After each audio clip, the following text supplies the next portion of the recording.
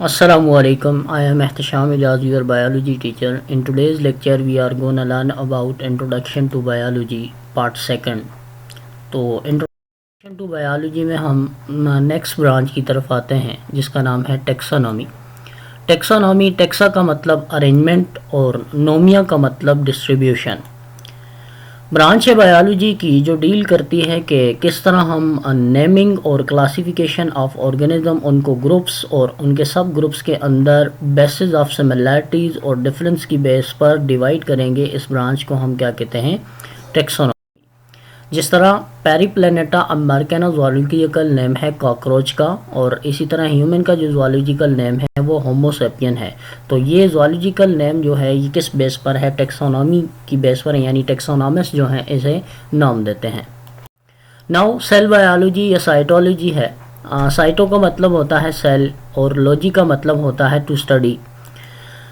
Branch है biology की जिसका concern structure and function of cell के साथ है, सेल ऑर्गेनल के साथ है और सेल की डिवीजन के साथ है। इन सारी चीज़ों के साथ डील करने वाली जो ब्रांच है उसे हम साइटोलॉजी कहते हैं। Now there is palaeontology. Palaeos का मतलब होता है एंशियंट यानी पुराने, और एंटा का मतलब होता है बीइंग। स्टडी ऑफ फॉसिल जो है एक्सटेंट ऑर्गेनिज्म की। एक्सटेंट ऑर्गेनिज्म वो ऑर्गेनिजम्स होते हैं जो इस दुनिया के अंदर नहीं, ऐसे ऑर्गेनिज्म को हम एक्सटेंट ऑर्गेनिज्म कहते हैं। और उन ऑर्गेनिज्म की स्टडी को क्या कहा जाता है? पैलेंटोलॉजी कहा जाता है। अब फॉसिल्स क्या होते हैं? जो प्रिजर्व रिमेन्स होते हैं प्लांट्स और एनिमल्स के, उन्हें हम फॉसिल्स कहते हैं। And this is the picture of fossil. Palaeontology को फर्दर हम सब ब्रांचेस के अंदर डिवाइड करते हैं और 2 सब ब्रांचेस जो हैं वो पैलेंटोलॉजी की हैं। पैलियोबॉटनी। पैलियोबॉटनी से आपको कंसर्न जो है या पता चल रहा होगा कि किसके साथ इसका कंसर्न होगा। जो फॉसिल हैं प्लांट्स के, उसकी साथ डील करने वाली जो ब्रांच है वो कौन सी है? पैलियोबॉटनी है। Now there is paleozoology. जो फॉसिल्स हैं एनिमल्स के, उनके साथ डील करने वाली जो ब्रांच है उसे हम क्या कहते हैं? पैलियोजोलॉजी। तो फर्दर हम पैलेंटोलॉजी को 2 ब्रांचेस के अंदर डिवाइड करते हैं, पैलियोबॉटनी एंड पैलियोजोलॉजी। पैलियोबॉटनी जो है वो प्लांट्स के फॉसिल्स के साथ डील करती है, जबकि पैलियोजोलॉजी जो है वो एनिमल्स के फॉसिल्स के साथ डील करती है। Now there is immunology. Immunology, immune का मतलब होता है इम्यून सिस्टम एंड लोगोस का मतलब होता है टू स्टडी। अब जो ब्रांच है बायोलॉजी की जो डील करती है study of immune system of animals और प्लांट्स के साथ, उसे हम क्या कहते हैं? इम्यूनोलॉजी। हम बहुत सारी डिजीज़ से बचे हुए हैं क्योंकि हमारा इम्यून सिस्टम स्ट्रॉन्ग होता है। अगर हमारा इम्यून सिस्टम वीक हो जाएगा तो हम बहुत सारी डिजीज़ का शिकार हो जाएंगे। नाउ इम्यून सिस्टम से क्या मुराद है? जो डिफेंस सिस्टम होता है लिविंग ऑर्गेनिज्म का, जो फाइट करता है अगेंस्ट डिजीजेज काजिंग माइक्रोब्स, उनको हम क्या कहते हैं? Immune system.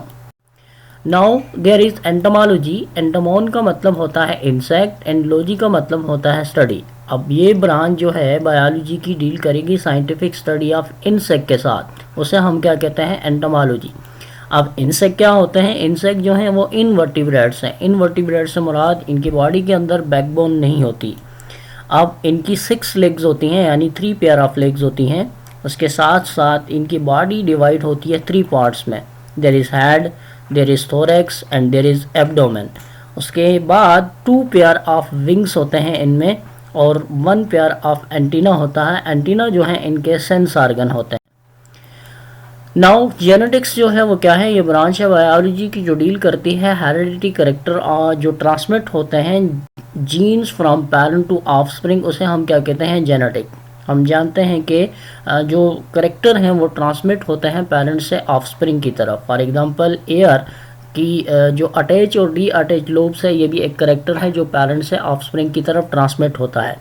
जीन क्या होते हैं? बेसिक फिजिकल और फंक्शनल यूनिट है हेरिडिटी के। And this is the picture of chromosome. Chromosome के अंदर क्या मौजूद है? जीन मौजूद है, और जीन जो है वो क्या हैं? स्मॉल पार्ट्स होते हैं डीएनए के। Now there is biotechnology. Technology का मतलब टेक्निक्स होता है। ये ब्रांच है बायोलॉजी की जो डील करती है study of practical application of living organism. किसके लिए जी? For the welfare of human being, यानी इंसानों की फलाह व बहबूद के लिए काम करने के लिए जो ब्रांच को यूज़ किया जाता है उसका नाम क्या है? बायोटेक्नोलॉजी। एग्जाम्पल क्या है? Use of yeast, synthesis of drugs and antibiotics, preservation of foods और क्लोनिंग। ये डिफरेंट तरह की पिक्चर्स हैं जो आपको यीस्ट से क्या मुराद है, जो हमीर है इसको यूज़ किया जाता है। एंड देन आपको एंटीबायोटिक्स जो डिफरेंट बैक्टीरिया और डिजीज़ काज करते हैं उनके खिलाफ यूज़ होने वाली जो मेडिसिन हैं उन्हें हम एंटीबायोटिक्स कहते हैं। जिस तरह अचार आपको नज़र आ रहा है ये भी किसका प्रोडक्ट है? बायोटेक्नोलॉजी का। क्लोनिंग आपको नज़र आ रहे हैं कि ऑर्गेनिज्म बिल्कुल एक ही शक्ल के हैं, एक ही शक्ल के ऑर्गेनिज्म को हम क्या कहते हैं? क्लोन किया हुआ है इनका।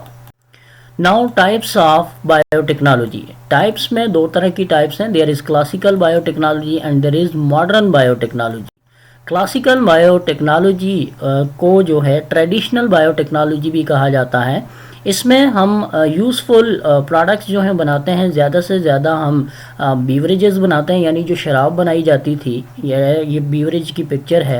एंड देन मेडिसिन्स बनाई जाती थी और इसी तरह फर्मेंटेशन के प्रोडक्ट जो हैं, सेलेक्टिव ब्रीडिंग वगैरह जो है, ज़्यादा से ज़्यादा हम क्लासिकल के अंदर यही चीज़ें बनाते थे। दूध से दही का बनाना, इसी तरह शराब का बनाना, मेडिसिन्स का बनाना, फर्मेंटेड प्रोडक्ट जो हैं डिफरेंट तरह के, ज़्यादा से ज़्यादा यही बनाए जाते थे।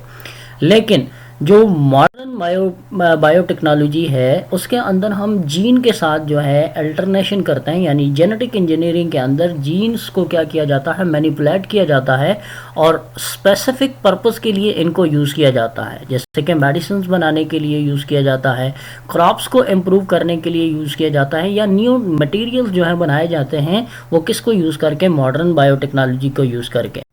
Now there is environmental biology which is also known as ecology. Ecos का मतलब होता है हाउस एंड लॉजी का मतलब होता है टू स्टडी। ये वो ब्रांच है बायोलॉजी की जो डील करती है inter relationship between the organism and then environment is called ecology. Relationship जो है बायोटिक और एबायोटिक कंपोनेंट्स के साथ होता है। बायोटिक कंपोनेंट्स वो कंपोनेंट्स होते हैं जिसके अंदर लाइफ एग्जिस्ट करती हो, जैसा कि ऑटोट्राफ्स हैं, हेट्रोट्राफ्स हैं, एनिमल्स हैं, प्लांट्स हैं, ये सारे कौन से हैं? बायोटिक हैं। जबकि एबायोटिक के अंदर क्या आता है? एयर आता है, सन्स आता है, जिनके अंदर लाइफ नहीं है। Now there is parasitology. Parasitology, this is a picture of parasites. Parasitology वो ब्रांच है बायोलॉजी के जो डील करती है पैरासाइट्स के बारे में। अब पैरासाइट्स क्या होते हैं? पैरासाइट्स वो ऑर्गेनिजम्स होते हैं जिनको फूड और शेल्टर के लिए लिविंग ऑर्गेनिज्म की ज़रूरत हो, यानी लिविंग हॉर्स की ज़रूरत हो, और लिविंग हॉर्स को वो क्या करते हैं? हार्म करते हैं, उन्हें हम पैरासाइट्स कहते हैं। फॉर एग्जाम्पल मॉस्किटो एक पैरासाइट है जो मलेरिया काज करता है। इसी तरह बैक्टीरिया भी एक पैरासाइट है और डिफरेंट तरह की बैक्टीरियल डिजीजेस को काज करेगा। Now there is types of parasite. Ectoparasite. Ectoparasites वो पैरासाइट्स होते हैं जो आउटसाइड द बॉडी होते हैं। This is the picture of different types of ectoparasite. Ectoparasite जो हैं ये एक्सटर्नली जो है रहते हैं और इनको जो है कॉमन एग्जांपल में क्या क्या आता है? फ्लियाज आते हैं, इसी तरह हेड लाइस आती हैं, और बेड बग्स जो हैं ये डिफरेंट तरह के एक्टोपैरासाइट्स हैं।